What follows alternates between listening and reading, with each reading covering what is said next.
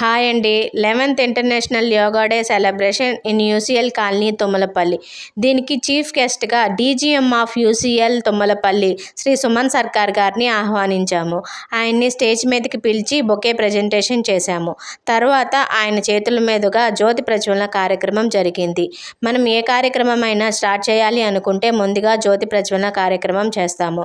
So అందుకని ఆయన చేతుల మీదుగా జ్యోతి ప్రజ్వలన కార్యక్రమం జరిగింది. తర్వాత లేడీస్ని కూడా ఇన్వైట్ చేశారు. లేడీస్ చేతుల మీదుగా కూడా జ్యోతి ప్రజ్వలన కార్యక్రమం జరిగింది. ఇక్కడ ఈ వీడియోలో కనిపిస్తున్నది మా గురువుగారు, యోగా గురువుగారు హరిశ్చంద్ర గురూజీ. ఈయనకి నేను ఎంతో రుణపడి ఉంటాను. ఈయన ద్వారానే నేను యోగా నేర్చుకొని నా శారీరక మానసిక రుగ్మతలన్నింటినీ తగ్గించుకున్నాను. ఎన్నో బెనిఫిట్స్ అనేది పొందున్నాను. సో ఈయనకి నేను ఎక్కువగా రుణపడి ఉంటాను. ఈ యోగా డేని పురస్కరించుకొని సుమన్ సర్కార్ గారు కొంత స్పీచ్ని అయితే ఇచ్చారు.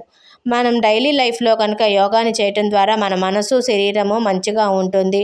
డైలీ కనుక యోగా ప్రాక్టీస్ చేయటం ద్వారా మనకి ఎటువంటి రుగ్మతలు రావు.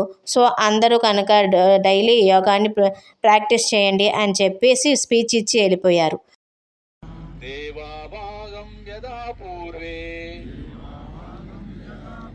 సంజానానా ఉపాసతే సంజానానా ఉపాసతే సంజానానా ఉపాసతే. ఏ కార్యక్రమమైనా స్టార్ట్ చేసే ముందుగా మనం ప్రార్థన అనేది చేస్తాము. సో యోగా స్టార్ట్ చేసే ముందుగా ఇలా ప్రార్థన అనేది చేశాము. ప్రార్థన అనంతరం ఇలా మా యోగా గురువు గారి ఇన్స్ట్రక్షన్స్ మేరకు మేము యోగా అనేది చేశాము. ఇప్పుడు ఇది నేను ఇక్కడ చూపిస్తున్నది ఫోటోలో పాదహస్త ఆసనం, తర్వాత అర్ధచక్రాసనం, తర్వాత ఇది త్రికోణాసనం. ఇలాగా కొన్ని ఆసనాలు మా చేతుల మీదుగా యోగా గురువు గారు చేపించారు.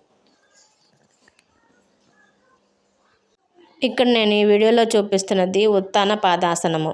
అంటే మన కాళ్ళని 90 degreesలో ఉంచాలి. తర్వాత భద్రాసనం అంటే బటర్ఫ్లై క్లోజ్ లాగానే, కానీ కాళ్ళు రెండు ఆడించమన్నమాట. అలాగా లాగి పెడతాము. తర్వాత ఇది వక్రాసన్, హలాసన్,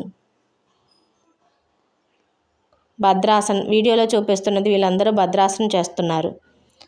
నెక్స్ట్ ఇది వృక్షాసన. అంటే మన ఒక కాలుని స్ట్రైట్గా ఉంచి రెండో కాళ్ళు మోకాళ్ళకి ఆనిచ్చి చేతులు రెండు ఇలాగా పైకి పెట్టాలి. ఇది వృక్షాసనం.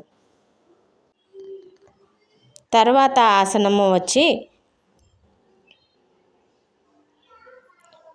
అర్ధహలాసన్. అంటే మనం ఇలా వెల్లికలుగా పడుకొని కాళ్ళు రెండింటిని 30 degreesలో మనం పైకి లేపాలి. ఇలా లేపటం ద్వారా మన అబ్డామినల్ అనేది బాగా స్టిమ్యులేట్ అయ్యి అక్కడ ఉన్న మజిల్స్ అనేవి స్ట్రెంథన్ అయ్యి మనం పొట్ట తగ్గేదానికి బాగా ఉపయోగపడుతుంది. అలాగే పీసీఓడి ఇర్రెగ్యులర్ పీరియడ్స్ ఉన్న వాళ్ళకి కూడా ఈ ఆసనం అనేది చాలా బాగా ఉపయోగపడుతుంది. ఇలా అర్ధ హలాసన చేయటం ద్వారా మనకి ఈ బెనిఫిట్స్ అనేవి వస్తాయి. చూడండి, మా కాలనీ వాసులు అందరూ ఒక్కొక్కళ్ళు మెల్లగా ఆసనాలు వేయటానికి బాగా ప్రయత్నిస్తూ ఉన్నారు. నెక్స్ట్ వచ్చి ఉత్తాన పాదాసనం. ఇలా ఉత్తాన పాదాసనం చేయటం ద్వారా కూడా మన పొట్ట అనేది బాగా తగ్గుతుంది. పొట్ట తగ్గేదానికి కూడా ఈ ఆసనం బాగా ఉపయోగపడుతుంది. అంటే మన కాళ్ళని రెండింటిని 90 degreesలో పెట్టాలి అన్నమాట. ఇలా పెట్టడం ద్వారా మన పొట్ట అనేది బాగా కరగేదానికి బాగా జరుగుతుంది. నెక్స్ట్ వచ్చి సేతుబంధాసనం. అంటే రెండు మోకాలని మన పొట్ట భాగం దాకా మడిచి మన రెండు చేతులతోటి బాగా హోల్డ్ చేసి పెట్టాలి. తర్వాత శ్వాసని వదులుతూ తలని పైకి లేపాలి. ఇలా చేయటం ద్వారా మన పొట్టలో ఉన్న ఏదైనా అపాన వాయువు అనేది బయటికి పోతుంది. ఈ ఆసనాలన్నీ అయిపోయిన తర్వాత ఇలా పైకి లేగాలి. ఎప్పుడైనా సరే మనం పైకి లేచేటప్పుడు కుడి చేతి వైపు పడుకొని ఎడమ కాలు పైకి లేపి ఎడమ చెయ్యి సపోర్ట్ తోటి పైకి లేగాలి అన్నమాట. యోగాలో కాదు, మనం డైలీ లైఫ్లో కూడా ఇలా పడుకోము, ఇలా లేకము. సో అందుకోసం అని చెప్పి ఇలాగా లెగాలి అని చెప్పి చూపిస్తున్నాను. ఆసనాలన్నీ అయిపోయాయి. ఆసనాలన్నీ వేసిన తర్వాత ప్రాణాయామం చేయాలి. ప్రాణాయామం చేయటం కోసం ఇలాగ నాడీ శోధన చేస్తున్నాము. ఈ నాడీ శోధనం కోసము మన కుడి చేతి బొట్టన వేలుని తర్వాత ఉంగరం వేలుని ఇలాగా ముక్కు మీద పెట్టుకొని ఒకదాని తర్వాత ఒకటి ఆల్టర్నేటివ్గా గాలిని వదులుతూ తీసుకుంటూ గాలిని వదలాలి.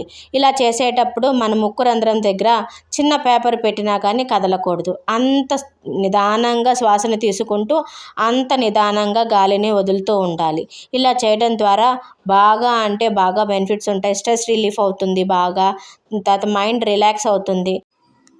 నెక్స్ట్ వచ్చి కపాలభాతిలో చాలా స్టేజెస్ ఉన్నాయి, కానీ ఇక్కడ మేము చేస్తున్నది సెకండ్ స్టేజ్ ఆఫ్ కపాలభాతి.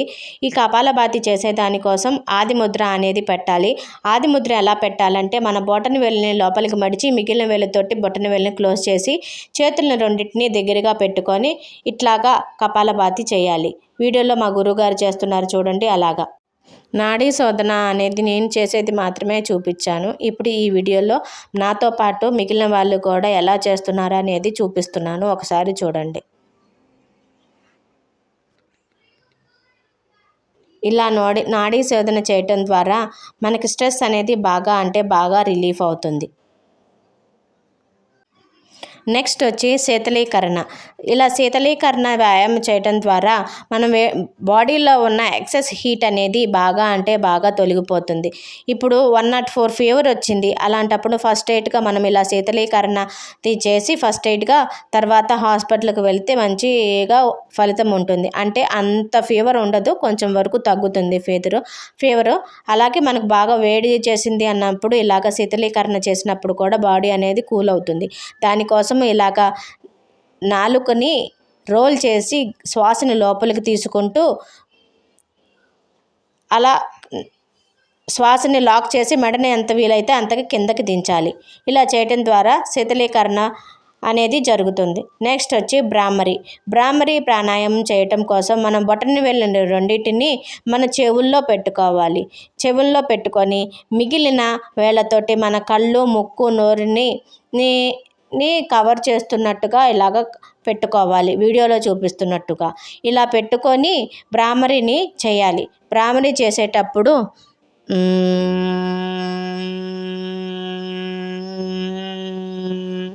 అనే శబ్దం చేసుకుంటూ ఈ భ్రామరి ప్రాణాయామం చేయాలి. ఈ భ్రామరి ప్రాణాయామం చేయటం ద్వారా కూడా చాలా బెనిఫిట్స్ ఉన్నాయి. మనకి ఎక్కువగా ఏ ప్రాణాయామం చేసినా కానీ స్ట్రెస్ అనేది బాగా తగ్గుతుంది, మైండ్ అనేది బాగా రిలాక్సేషన్ జరుగుతుంది. సో ఇవి ప్రాణాయామములు. నెక్స్ట్ వచ్చి ధ్యానం చేసేటప్పుడు లేడీస్ అయితే కనుక కుడి చేతి కిందన ఎడమ చెయ్యి పైన పెట్టుకోవాలి. అదే జెంట్స్ అయితే కనుక ఎడమ చెయ్యి కింద కుడి చెయ్యి పైన పెట్టుకొని ధ్యానం చేయాలి. ఈ ధ్యానం చేసేటప్పుడు ఇలాగా చేతిలో పెట్టుకొని మనం కళ్ళు మూసుకొని మెల్లగా శ్వాసను తీసుకుంటూ వదలాలి. ఎటువంటి ఆలోచన చేయకూడదు, ఎటువంటి ఊహాగానాలు చేయకూడదు, నిశ్చలంగా ఉండాలి. మామూలుగా పోయే శ్వాసను గమనిస్తూ ఉండాలి. ఇలా చేయటం ద్వారా ధ్యాన స్థితి అనేది బాగా జరుగుతుంది. ఇలా ధ్యానము కొనసాగించాలి. కనీసం మన రోజులో మన వయసు ఎంత ఉంటుందో అంత వయసుకు తగ్గట్టుగా ధ్యానం చేయటం ద్వారా మనకి ఎన్నో రోగాల నుంచి మనం రిలీఫ్ పొందుతాము. స్ట్రెస్ ఎక్కువగా ఉన్న వాళ్ళు ధ్యానం చేయడం ద్వారా స్ట్రెస్ రిలీఫ్ అనేది బాగా జరుగుతుంది. ఇలా ఈ ధ్యానాన్ని కనీసం మనం ఏజ్ ఎంత ఉందో అంత ఏజ్ వరకు ధ్యానం అనేది చేయాలి. ఇలా ఈ ధ్యాన స్థితిని కొనసాగించిన తర్వాత ధ్యానంలో నుంచి బయటికి రావడానికి మన 2 చేతుల్ని రబ్ చేసి ఆ 2 అరచేతులని రెండిటి కళ్ళ మీద పెట్టుకొని నిదానంగా కాళ్ళను అనేది బయటికి తెరుస్తూ మన అరచేతిని చూస్తూ ఉండాలి. ఇలాగా ధ్యాన స్థితి అనేది కొనసాగిస్తూ ఉంటే మంచిది. ఇది ధ్యాన స్థితి. నేను మా గురువుగారు చేసేదాన్ని మా కాలనీ వాసులు అందరూ ప్రతి ఒక్కళ్ళు చూసా తప్పుకోకుండా ఇన్స్ట్రక్షన్ని ఫాలో అవుతూ చక్కగా ఆసనాలు, ప్రాణాయామము అనేవి చేశారు. అలాగే ఈ ధ్యాన స్థితిని కూడా బాగా కొనసాగించారు. ఆసనాలు, ధ్యానము, ప్రాణాయామము ఇవన్నీ అయిపోయిన తర్వాత కోసేపు మా గురువుగారు స్పీచ్ ఇచ్చారు.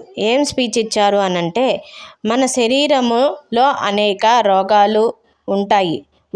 నేనే పని చేయాలి, నేనే చేయాలి నేనే చేయాలి అని కూర్చుంటే కనుక ఏది జరగదు. అలా కాకోకుండా తామర ఆకు మీద నీటి బొట్టు లాగా ఉండాలి మన జీవితం ఎప్పుడైనా సరే. ప్రతి ఒక్క మానవ జీవితంలో కష్టాలు సుఖాలు అనేది సర్వసాధారణం. అలాగే ఇప్పుడు తామరాకు మీద నీటి బొట్టు అనేది ఎక్కువసేపు నిలబడదు. అలాగే మన జీవన శైలి కూడా అలాగే ఉండాలి. మనకి ఎన్నో కష్ట సుఖాలు వస్తూ ఉంటాయి, పోతూ ఉంటాయి. వాటన్నిటిని పట్టించుకోకూడదు, నేనే చెయ్యాలి అని చెప్పకూడదు. ఇలా చేయటం ద్వారాగా మనం అనేది ఎక్కువగా హ్యాపీగా ఉంటాము. ఇప్పుడు షుగరు, హై బీపీ వీటిల్ని అక్కా చెల్లెళ్ళు అని అంటారు. అలాగే ఈ షుగర్, బీపీ అనేవి ఇప్పుడు ఉన్న జనరేషన్లో త్వరగా వచ్చేస్తున్నాయి. ఇలాగ ఎందుకు అనంటే మనం మెంటల్ ఫిట్నెస్ లేదు, అలాగే బాడీ ఫిట్నెస్ కూడా లేదు. ఎటువంటి శారీరక మానసికంగా కూడా ఎటువంటి ఎక్సర్సైజులు చేయలేకపోవటం ద్వారా మనకి ఎటువంటి రోగాలు అనేవి వస్తున్నాయి. సో ఇవన్నీ పోగొట్టుకోవాలి అని అంటే కనీసం డైలీ మనం యోగా చేయాలి. ఈ రోజుతోనే యోగా అనేది ఆపేయకోకుండా ఇంక డైలీ కంటిన్యూ చేయండి అని చెప్పి మా గురువుగారు ప్రసంగించారు.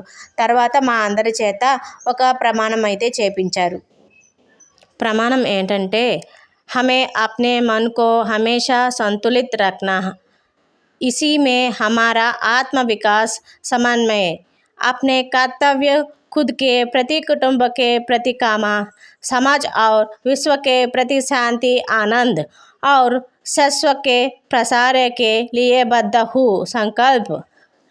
దీని అర్థం ఏంటంటే, మన మనసుని ప్రశాంతంగా ఉంచుకొని ప్రతి కుటుంబము ఆరోగ్యంగా ఉండాలి, దానికి తగ్గ మనం కృషి చేయాలి, అలాగే సమాజానికి కూడా ఉపయోగపడేలాగా ఉండాలి అని చెప్పేసేసి దీని అర్థము. తర్వాత శాంతి మంత్రము చెబుతూ మాతో చెప్పిస్తూ చేశారు. శాంతి మంత్రం ఏంటంటే, ఓం సర్వే భవతు సుఖినా, ఓం సర్వే సంతు నిరామయం, ఓం సర్వే భద్రాద్రి భవంతు, ఓం కమాకుచితం దుఃఖం గురువేమి, ఓం శాంతి శాంతి శాంతి. ఇలా శాంతి మంత్రం అయిపోయిన తర్వాత ప్రతి ఒక్కరూ తమ గురువుగారికి శిరస్సు వంచి పాదాభివందనం మన మనసులోనే చేసుకోవాలని చెప్పి, తర్వాత చేతులన్నిటిని రబ్ చేసి ఇట్లాగా ప్రతి ఒక్కరిని మనలో ఉన్న స్ట్రెస్ అదంతా బయటికి పోయే దానికోసము నవ్వమని చెప్పారు. Press press press press press అలా అని చెప్పి నవ్వించారు. ప్రతి ఒక్కరిని చేయమని చెప్పారు. ఇది లాస్ట్గా ఫైనల్ అండ్ టచ్అప్ అన్నమాట, ఫైనల్ టచ్ లాగా ఈ కార్యక్రమానికి. ఇదండి ఈ కార్యక్రమం మా యూసీఎల్ కాలనీలో జరిగింది. ఇలాగా మేము యోగా డే స్టార్ట్ అయిన దగ్గర నుంచి, అంటే యోగా సెలబ్రేషన్ స్టార్ట్ అయిన దగ్గర నుంచి 11 years మేము యోగా డే సెలబ్రేషన్స్ అనేవి మా కాలనీలో జరుపుకున్నాము. తర్వాత ఈ కార్యక్రమాన్ని ఉద్దేశిస్తూ ఓట్ ఆఫ్ థ్యాంక్స్ చెప్పారు. ఈ ఓట్ ఆఫ్ థ్యాంక్స్ అనంతరం మా గురువుగారికి గిఫ్ట్ ప్రజెంటేషన్ అనేది శ్రీ సుమన్ సర్కార్ గారి చేతుల మీదుగా అందించడం జరిగింది. ఈ కార్యక్రమం ఇంతటితో ముగిసింది. ఈ కార్యక్రమంలో ఓన్లీ యూసీఎల్ మెంబర్సే కాకోకుండా ఎస్వీఎఫ్ పర్సన్స్ కూడా పాల్గొన్నారు. అంటే మా యూసీఎల్ కంపెనీకి సేఫ్టీ పర్పస్గా ఎస్వీఎఫ్ వాళ్ళు ఉంటారు, వాళ్ళు కూడా ఈ కార్యక్రమంలో పాల్గొన్నారు. తర్వాత ఒకళ్ళు తర్వాత ఒకళ్ళు, అంటే మా యూసీఎల్ కంపెనీ వాళ్ళు, తర్వాత ఎస్వీఎఫ్ వాళ్ళు, ఇలాగా ఒకదాని తర్వాత ఒకళ్ళు గ్రూప్ ఫొటోస్ దిగారు. ఇలా కొన్ని ఫొటోస్ అనేవి నేను లాస్ట్లో యాడ్ చేశాను, చూడండి. Thank you, bye bye.